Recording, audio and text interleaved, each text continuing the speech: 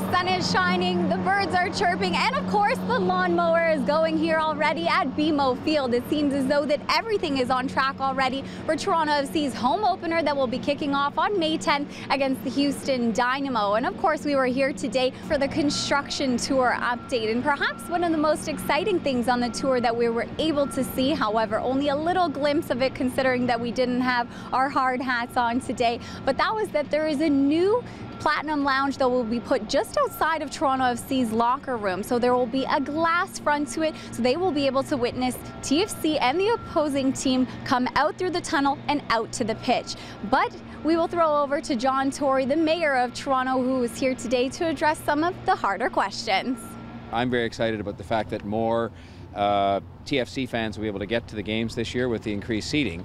And let's not make any mistake about the fact that the principal purpose of this expansion was to bring this stadium up to the highest levels of MLS standards. It had slipped down just because it had, and this is principally being done to make sure it's a first-class soccer stadium for our soccer team, and as was mentioned, to make sure it's a site that many other events can take place in as well, whether it be concerts or other kinds of things. By the way, in case you're wondering how they get their grass looking so good at this time of year, it has been heated from underneath, and so it's helped it to sort of think it's spring.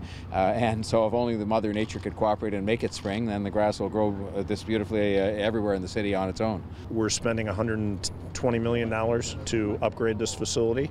We wouldn't do anything to hurt TFC. We wouldn't do anything to damage the grass.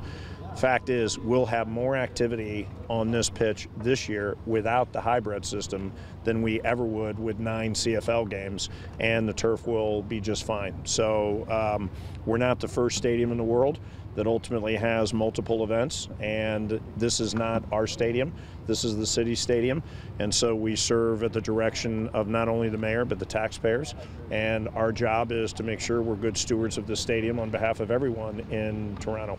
Probably the biggest fan experience upgrade will be a totally new high-definition video board, which will be at least 35% larger than the previous one.